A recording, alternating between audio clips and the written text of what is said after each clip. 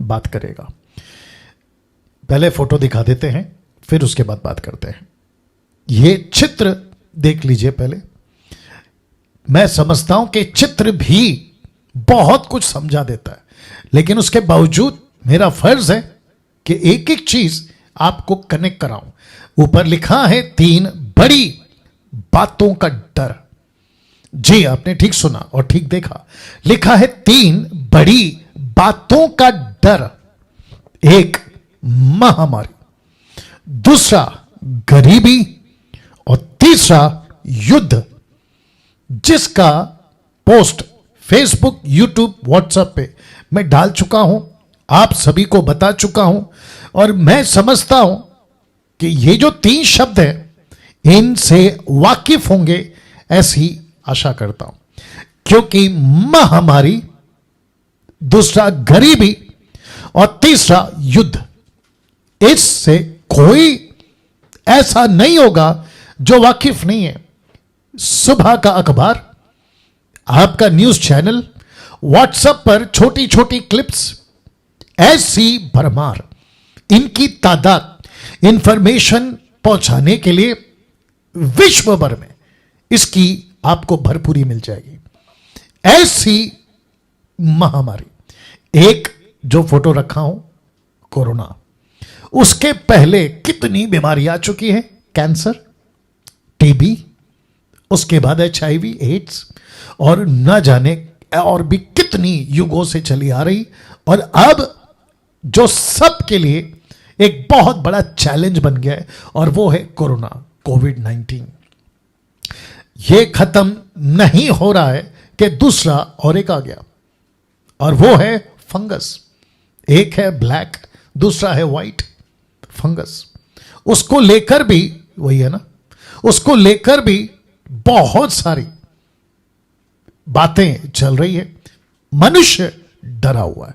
आप देख सकते हैं 3 बड़ी बातों का डर, जिसमें से मैं एक अभी बता रहा हूं। दूसरा, जब यह सब कुछ फैल रहा है, सरकार किसी भी देश की एक ही चीज कर रही है, और वह है लॉकडाउन। लॉकडाउन जिसको कहते हैं तालाबंदी, हिंदी में लॉकडाउन, तालाबंदी। शहर बंद, मेडिकल्स बंद, सब चीजें, माफ करें मेडिकल नहीं, बाकी सब बंद। मेडिकल तो खैर चालू है, हॉस्पिटल चालू है, बाकी सब बंद। और जिसके चलते बहुत सारे जो बिजनेसमैन हैं या कारोबार करते हैं वो घर पर बैठे, जो उनके पास नौकरी करते हैं वो घर पर बैठे, जो शहर में काम करते थे वो गांव चले गए, और जिसके चलते नौकरी जा चुकी है, बिजनेस ठप पड़ चुका है, और जिसके चलते दूसरा आ गया गरीबी। गरीबी जिस किसी को भी देखिए आप, ये 2 चीज अभी तक बता चुका हूं, महामारी और गरीबी, तीसरा अभी रखूंगा, जिसके चलते हर इंसान डरा हुआ है। अब बात करते हैं युद्ध की। आप सभी जानते हैं भारत पाकिस्तान, अगर आप भारत के हैं तो भारत पाकिस्तान का बीच में डर था कि कहीं दोनों देश पे युद्ध ना शुरू हो जाए। फिर वो ठंडा नहीं पड़ा कि भारत और चाइना, अभी भी चल रहा है, वो बात अलग है। ये अभी ठंडा नहीं पड़ा कि तीसरा आ गया फिलिस्तीन और इजराइल, इनके बीच में युद्ध, जो कि अभी भी चल रहा है, और हजारों की तादाद में लोग मर रहे हैं। अब आप सोचिए, इसलिए लिखा है 3 बड़ी बातों का डर। इन सभी के बीच में जो अभी करंट 3 बातें आपके बीच में रखा हूं, हालांकि बहुत है, नशा है, भ्रष्टाचार है, नक्सलाइट है, आतंकवाद है, वो अलग विषय, लेकिन अभी ये 3 बातें मनुष्य के लिए, इंसानों के लिए एक डर का कारण बन गया, डर का कारण बन गया। तो एक है महामारी, दूसरा है गरीबी, और तीसरा है युद्ध। अब ऐसे टाइम पर देखिए, और एक चीज कनेक्ट कर देता हूं। एक वक्त था, मैं समझता हूं, एक वक्त क्या, 2 साल पहले, 2020 आने तक, 2 साल पहले 2019 तक कैसा था माहौल पता है? किसी भी धर्म का माहौल कैसा था पता है? खाओ पियो मजा करो। क्या था?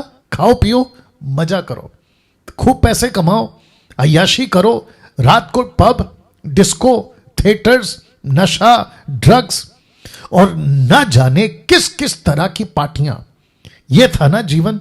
और सड़कों पे युद्ध, लड़ाई, किसी ने कार को ओवरटेक किया तो उसके ऊपर लड़ाई, पड़ोस में पानी को, बिजली को लेकर लड़ाई, और ना जाने ऐसी कितनी बातें को लेकर युद्ध सड़कों पे। और उसके चलते लोगों का दिमाग क्या था? बस खाओ पियो मजा करो और अपनी जिंदगी जियो, खूब पैसे कमाओ, देश में घूमो, विदेश में घूमो। लेकिन जैसे ही 2020 का मार्च आ गया, 2020 मार्च फिनिश, सबको घुटने पे लाके डाल दिया इस एक बात ने, जिसको कहते हैं महामारी। और यह सिलसिला तब से लेके अब तक चल रहा है, और आगे भी नहीं पता कि क्या कुछ होगा और कैसी बातें होगी। आप जानते हैं, इन सभी के बीच में एक मैसेज आप सभी के लिए लेकर आया हूं। आज का मेरा टॉपिक, आज की मेरी बातें मसीह समाज और गैर मसीह समाज दोनों के लिए है। जो यीशु को मानते हैं उनके लिए, जो यीशु को नहीं मानते, आप हिंदू हैं, मुस्लिम हैं, बौद्धिस्ट हैं, जैन हैं, आदिवासी हैं, आप जो भी धर्म के लोग हैं, आप सभी के लिए भी आज का मैसेज है। तो ऐसे टाइम पे जहां महामारी है, ऐसे टाइम पे जहां गरीबी है, ऐसे वक्त में जहां युद्ध चल रहा है, और जिसको मैंने लिखा है कि 3 बड़ी बातों का डर, ऐसे टाइम पे जानते हो यीशु क्या कहता है? जिसको मैंने लिखा है कि जानिए बाइबल क्या कहती है, जिसको मैं 30 साल से पढ़ रहा हूं। यीशु ऐसे टाइम पे आप सभी के लिए एक शब्द लाए हैं, एक बात लाए हैं। क्या है? आपके बीच में रख रहा हूं। यूहन्ना की किताब उसका 14:1, the book of John, gospel book of John, chapter 14 verse 1, लिखा है तुम्हारा मन तुम्हारा मन व्याकुल ना हो। अब इसी कड़ी में, क्योंकि चैप्टर और वर्स और बुक्स तो 16th सेंचुरी में आया, लेकिन जब लिखा जाता था तो ना तो चैप्टर होता था ना वर्स होता था। जिसने लिखा है उसका नाम जरूर होता था, क्योंकि वो उसकी तरफ से आया, तो यूहन्ना ठीक है। लेकिन इसी कड़ी में आगे बात करते करते यीशु ने क्या कहा? क्योंकि टोटल एक ही लाइन में बात आ रही है। यीशु कहता है मैंने संसार को जीत लिया है, या ये जीन आ गया है, ना के ता के जगह पे ना आ गया, जीत लिया है। ओके, इसको ठीक कर देते हैं जल्दी से, क्योंकि हिंदी ट्रांसलेशन का चक्कर है। तो या आ गया, ठीक हो गया, या जीत लिया है। तो एक कहता है तुम्हारा मन व्याकुल ना हो, और दूसरा कहता है मैंने संसार को जीत लिया है। जीत। अब आप सोचिए, यीशु कहता है तुम्हारा मन, कब? ऐसे टाइम पे, ऐसे टाइम पे, ऐसे टाइम पे मन व्याकुल ना हो। तो मैं समझता हूं कि पंजाब, गुजरात, महाराष्ट्र, उसके बाद में कर्नाटका, तेलंगाना, आंध्र प्रदेश, रांची झारखंड, कलकत्ता बंगाल, लखनऊ उत्तर प्रदेश, बिहार, यूपी, ये सारे चीजें, और साथ ही साथ भारत के 29 राज्य और पड़ोसी मुल्क Pakistan, Nepal, Africa, UK, USA, जहां कहीं से भी दुनिया के 790 करोड़ 7.9 बिलियन पीपल, 790 करोड़ को यह कहना चाहता हूं कि यीशु कहता है तुमसे तुम्हारा मन व्याकुल ना हो। दूसरा कहता है मैंने संसार को जीत लिया है, मैंने संसार को जीत लिया। यीशु कहता है मैंने संसार को जीत लिया। ऐसा वचन जब आपके पास पहुंच रहा है, जहां चारों तरफ डर है, यीशु मुझे यानी डैनियल राज को अभी कह रहा है डैनियल तेरा मन व्याकुल ना हो। क्यों? क्योंकि मैंने संसार को जीत लिया। मैं यही संदेश यीशु का सेवक होने के चलते, उसके राज्य का प्रचारक होने के चलते, जिस किसी तक मेरी आवाज पहुंच रही है उन सभी को कहना चाहता हूं कि सर आपका मन व्याकुल ना हो और मत डरो। क्यों? क्योंकि यीशु ने संसार को जीत लिया। आप डर गए हैं सर, आप भयभीत हो गए। मैं अविश्वासियों की बात कर रहा हूं। मसीहियों के पास तो पता है ज्यादातर मेरा जोर आज अविश्वासियों की तरफ है। अब डर गए हैं, अब डर गए हैं। मैं न्यूज़ देख रहा था अभी, क्योंकि मैं आजकल न्यूज़ देखता हूं। जो रेंटेड लोग हैं ना, जो भाड़े के घर पे रहते हैं, उनको घर से निकाला जा रहा है ये कहकर कि आपके पास में कई महीनों का रेंट आपने नहीं दिया, घर खाली करो। बच्चे यानी कि जवान होने के बाद बुजुर्गों को घर से निकाल रहे हैं। दूसरा, अगर मोहल्ले में या फिर उनकी कॉलोनी में ऐसी न्यूज़ आती है कि इसको पॉजिटिव था, इसकी रिपोर्ट पॉजिटिव आई है, ये कोरोना से ग्रस्त है, बीमारी से, तो ऐसे व्यक्ति को भी सोसाइटी से, कॉलोनी से, घर के पड़ोस वाले निकाल दे रहे हैं।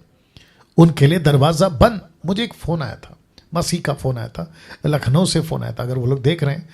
कहा था कि पास्टर डैनियल, जो घर पे हम रह रहे हैं, उस मकान मालिक ने, ओनर ने, एक तो लाइट बंद कर दी, दूसरा लिमिट क्रॉस कर दी, उसने पानी बंद कर दिया।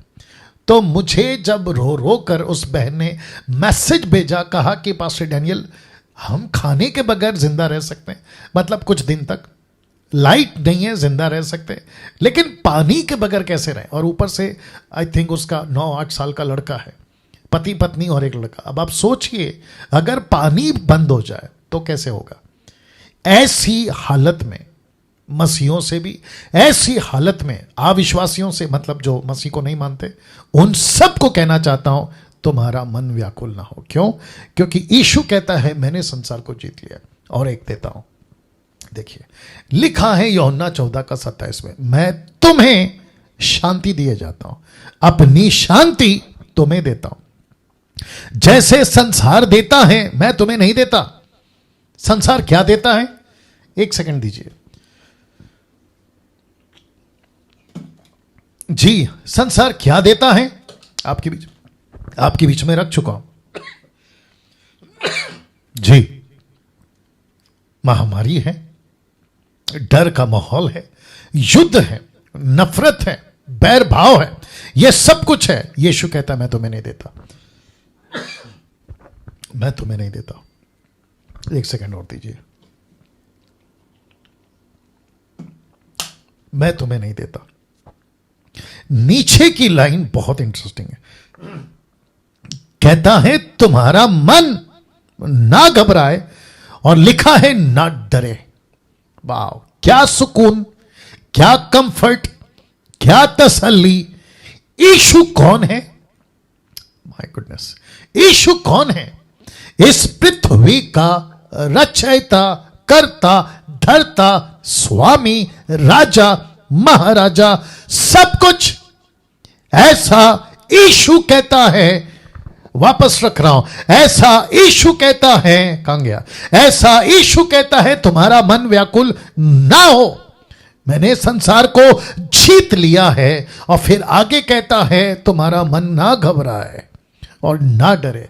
यीशु कह सकता है, जो सब कुछ को संभाल रहा है, पृथ्वी को संभाल रहा है, आकाश को संभाल रहा है, हर चीज को संभाल रहा है। अगर वो नहीं संभाल रहा होता तो सुबह का सूरज आप नहीं देख पाते, रात का चांद आप नहीं देख पाते। ये जो हवा, आपको अभी हवा की कीमत का अंदाजा हो गया होगा, क्योंकि ऑक्सीजन के बगैर लोगों की मौतें हुई है, ये आपको एहसास हो गया होगा।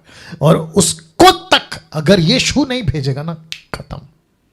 ये रखा है यशाया 1:9, यशाया 1:9 या और रोमियो 9:29 कहता है यदि थोड़े से लोगों को परमेश्वर अगर नहीं बचा रखता तो शहर सदोम और अमोरा हो जाता। तो फिर से कहता हूं, आपको सुकून कैसे टाइम पे, कैसे टाइम पे, ऐसे टाइम पे आपको सुकून मिलेगा। यीशु कहता है मत डरो, तुम्हारा मन ना घबराए। जहां चारों तरफ महामारी है, गरीबी है, युद्ध है, ऐसे टाइम पे यीशु कहता है तुम्हारा मन व्याकुल ना हो। और दूसरा कहता है मैंने संसार को जीत लिया। The book of John chapter 14:1, John 16:33।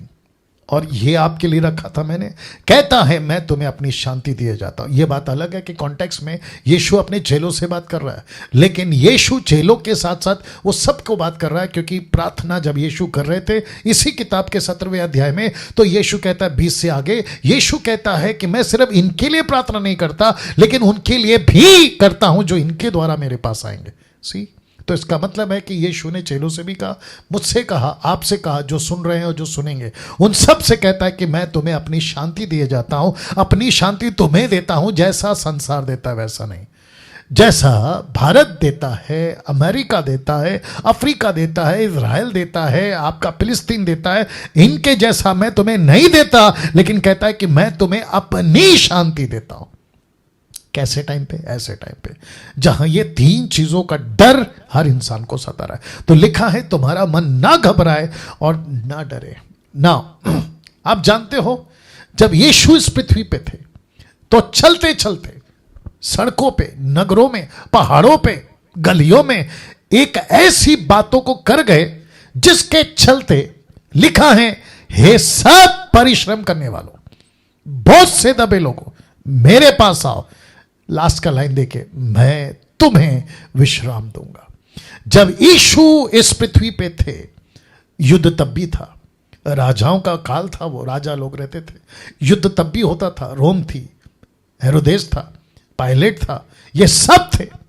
उस वक्त में भी डाकू थे, उस वक्त में भी भ्रष्टाचार होता था, अकाल तब भी पड़ता था, महामारी तब भी फैलती थी, दुष्ट आत्माओं का अंधकार का राज्य तब भी था।